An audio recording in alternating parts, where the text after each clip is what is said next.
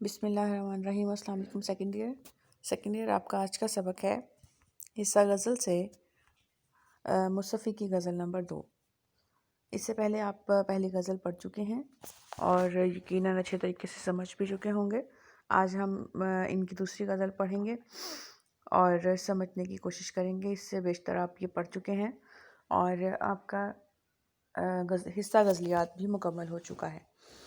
تو دوبارہ سے اس کے معنی و مفاہیم کو سمجھنے کی کوشش کرتے ہیں۔ تو غزل کا مطلب دیکھیے۔ نہ گیا کوئی عدم کو دل شاداں لے کر، یہاں سے کیا کیا نہ گئے حسرت و ارماں لے کر۔ نہ گیا کوئی عدم کو یعنی اگلے جہان میں، یعنی جب انسان مر جاتا ہے تو اس زندگی کی بات کی جا رہی ہے۔ دل شاداں خوش مطمئن دل، یعنی اس دنیا سے کوئی بھی خوش نہیں گیا۔ یہاں سے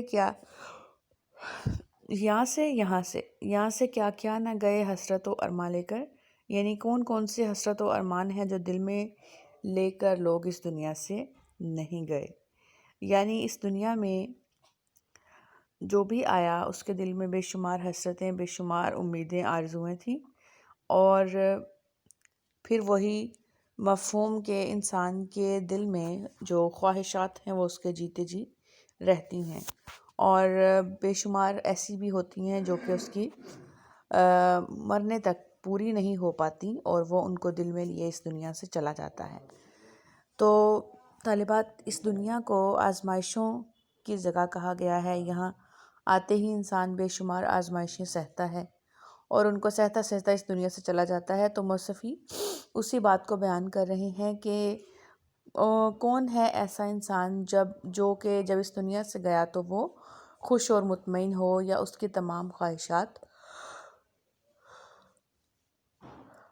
پوری ہو گئی ہوں، بلکہ ہر انسان اپنے دل میں بے شمار حسرتیں لے کر ہی اس دنیا سے گیا ہے۔ تو ہوتا بھی یہی ہے کہ انسان بے شمار آرزویں کرتا ہے، اور ہر ایک آرزو پوری ہونے کے بعد دوسری کے بعد تیسری، اور تیسری کے بعد پھر اگلی۔ تو خواہشات اتنی انسان کے دل میں موجود ہوتی ہیں کہ ان کی ناآسودگی کے جب انسان اس دنیا سے جاتا ہے تب بھی اس کو تڑپاتی ہے، جب وہ اس دنیا سے جانے والا ہوتا ہے۔ تو بہت ساری خواہشات ایسی ہوتی ہیں جو کہ مکمل نہیں ہو پاتی، اور پھر یہی حقیقت ہے۔ نیچر کا بھی قاعدہ یہ ہے کہ سب کچھ تو انسان حاصل نہیں کر سکتا اپنی زندگی سے۔ تو یہاں کے لیے استعمال کیا ہے مصطفی نے کہ اس دنیا سے کون کون انسان ایسا نہیں ہے جو کہ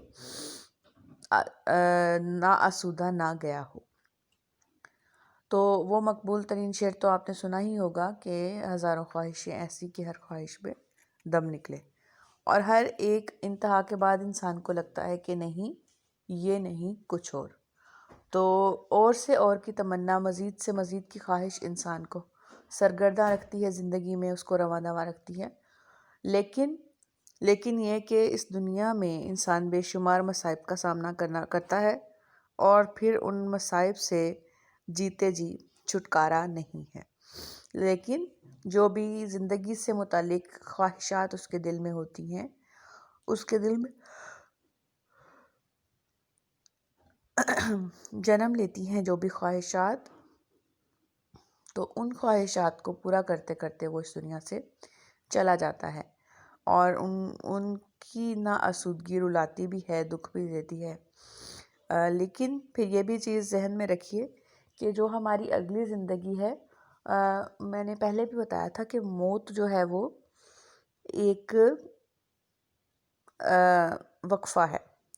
موت کے ساتھ ساری خواہشات ختم ہو جاتی ہیں، زندگی کی رنگینیاں رعنائیاں مفقود ہو جاتی ہیں۔ یہاں پر جتنی بھی چیزیں ہیں وہ زندگی کے ساتھ ہیں۔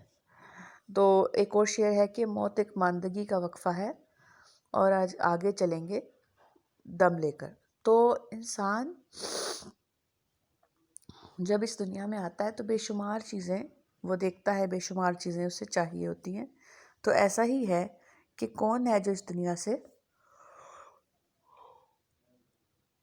خوش گیا ہو۔ ہر ایک نے بہت سارے غم سہے، بہت سارے دکھ سہے۔ اگلا شعر دیکھیے، باغ وہ دشت جنوں تھا کہ کبھی جس میں سے لالا و گل گئے ثابت نہ گرے باں لے کر۔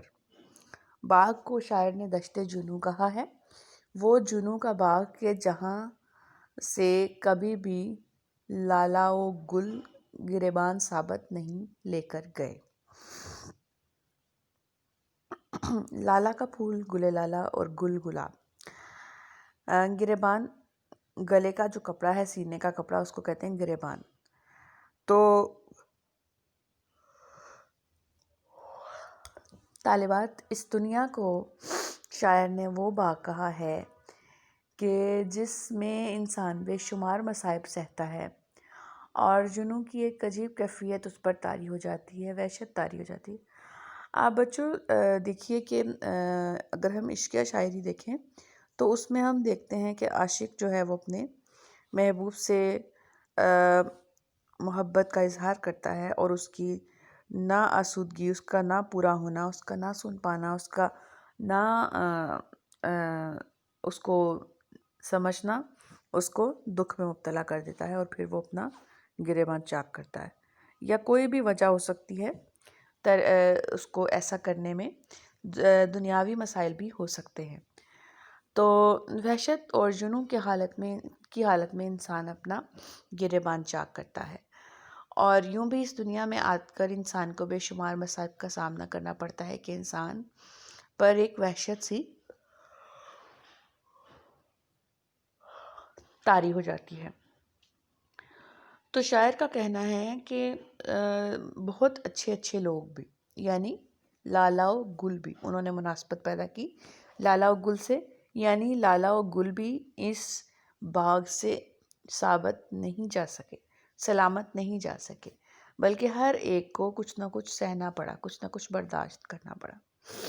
تو لالا و گل جیسے خوبصورت لوگ اس دنیا میں آئے جب، تو انہیں بھی مصائب کا سامنا کرنا پڑا، انہیں بھی مشکلات سہنی پڑیں، کیونکہ یہ دنیا ایک ایسا باغ ہے کہ جس میں ہر انسان جو ہے وہ کہیں نہ کہیں مصائب کا شکار ہوتا ہے۔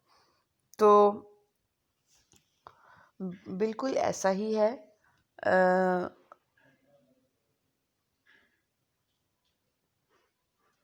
وہ شعر تو غالب کا آپ نے سن رکھا ہوگا کہ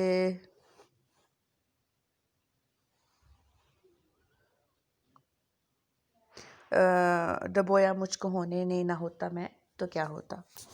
تو اس کا پہلا مصرع بچوں میرے ذہن میں نہیں آ رہا اس وقت، یہ دوسرا مصرع ہے۔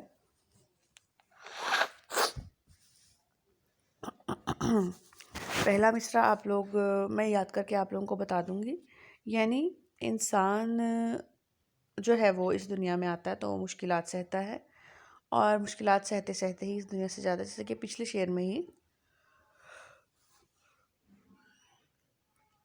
میں نے بیان کیا، تو آپ وہ شعر بھی اس شعر میں نقل کر سکتے ہیں۔ بچوں بے حد معذرت کہ مجھے تھوڑا سا ڈیلے آ رہا ہے بولنے میں، کیونکہ صبح کے وقت بہت سستی ہوتی ہے، آپ لوگوں کو بھی اس بات کا اندازہ ہوگا ہی، ظاہر ہے۔ تو تھوڑی سی آپ لوگوں سے معذرت۔ آگے چلیے، اگلا شعر دیکھیے۔ پردہ خاک میں سو رہے جا کر افسوس، پردہ رخسار پہ کیا کیا مہ تاباں لے کر۔ پردہ خاک، خاک کے پردے میں، یعنی خاک کے پردے میں جا کر سو رہے وہ لوگ بھی جو پردہ رخسار پہ ماہ تاباں لے کر، جن تاباں چمکدار، جن کے چاند چہرے خوبصورت چمکدار چہرے تھے، وہ بھی خاک کے پردے میں جا کر سو رہے، یعنی یہ کہ ہر انسان نے اس دنیا سے چلے جانا ہے، کوئی بڑا کوئی چھوٹا، کوئی امیر کوئی غریب نہیں، موت برحق ہے اور ہر ایک کو آئے گی، خوبصورت چہرہ ہو یا کوئی بھی۔ تو شاعر یہ بات بیان کر رہے ہیں کہ ہر انسان پر جو ہے وہ زوال ہے، آخرکار اس سے آ کر ہی رہے گا، چاہے وہ کیسا بھی کیوں نہ ہو، چاہے وہ کتنا ہی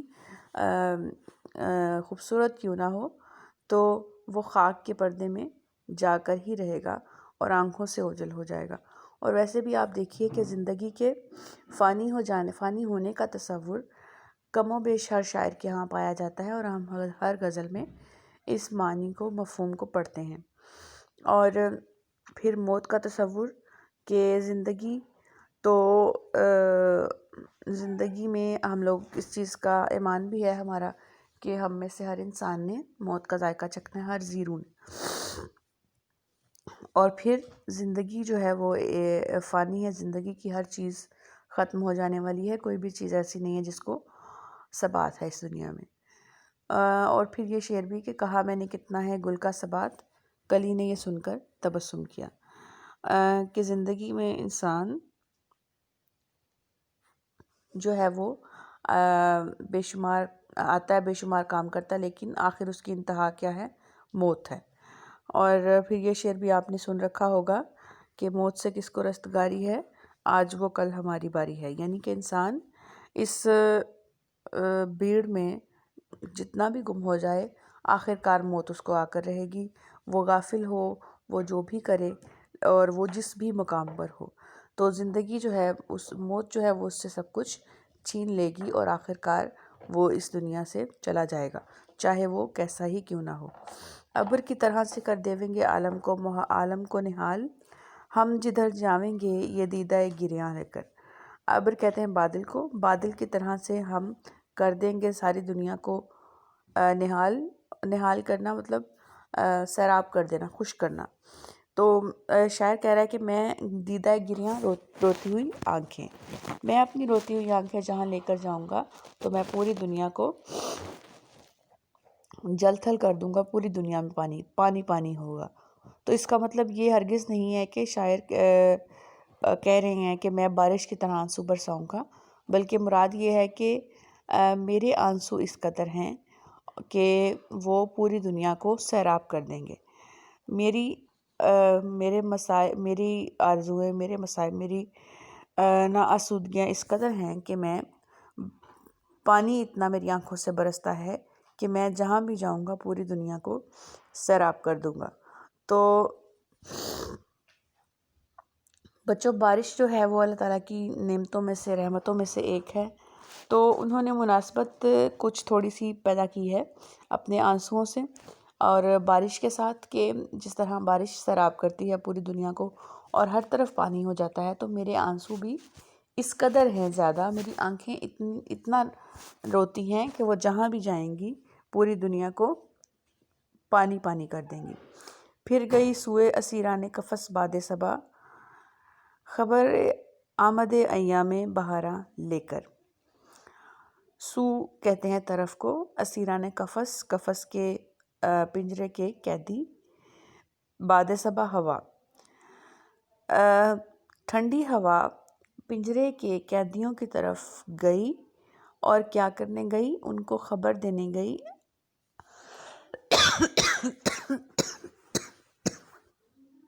بہار کی آمد کے دنوں کی، بہار کی آمد کے دنوں کی خبر دینے ہوا پنجرے کے قیدیوں کی طرف گئی۔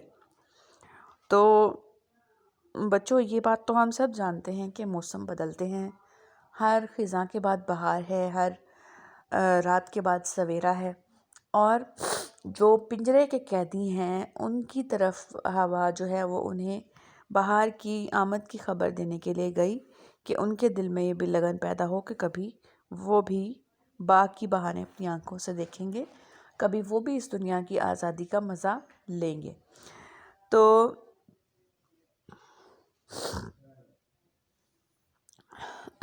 اب آپ دیکھیے کہ جو ہوا ہے وہ جب پھولوں کے گرد منڈلاتی ہے، گھومتی ہے، تو بھی خوشبو بکھیرتی ہے، جب وہ چلتی ہے تو بھی ایک خوشگوار احساس سے ہم گر جاتے ہیں۔ تو بہار کی آمد یا موسم کی تبدیلی کا اندازہ ہوا سے لگایا جاتا ہے، اور پھر جو پنجرے کے قیدی ہیں ان تک جو ٹھنڈی ہوا ہے وہ یہ پیغام لے کر جا رہی ہے کہ بہار کی آمد ہے، اور بہار کی آمد پر کیا پتہ وہ بھی آزاد ہوں۔ تو آزادی جو ہے وہ ہر چیز، ہر ایک کا حق ہے، اور ہر کوئی آزاد رہنا چاہتا ہے، لیکن جو پنجرے کا قیدی ہے وہ اس کو بھی باہر کی بہاریں دیکھنی ہیں اور باہر کی دنیا میں مگن ہونا ہے، تو اس کی طرف یہ خبر لے کر ٹھنڈی ہوا گئی کہ بہار آنے ہی والی ہے۔ مصطفی گوشہ عزلت کو سمجھ تخت شہی، کیا کرے گا تو ابس ملک سلیمان لے کر۔ ملک سلیمان بچوں تلمی ہے حضرت سلیمان کی، کہ جو اللہ تعالیٰ کی بے شمار مخلوقات پر حکومت کرتے تھے، اور بہت ساری زبانیں بھی جانتے تھے، بہت سارے جن بھی ان کے ماتحت تھے۔ تو مصطفی کہہ رہے ہیں کہ میں اپنی تنہائی کے گوشے کو اپنے لیے سمجھوں بادشاہت کا تخت، کیونکہ میں ملک سلیمان لے کر کیا کروں گا۔ تو چونکہ ایسا ہے کہ انسان کو دنیا میں بے شمار جھمیلے ہیں،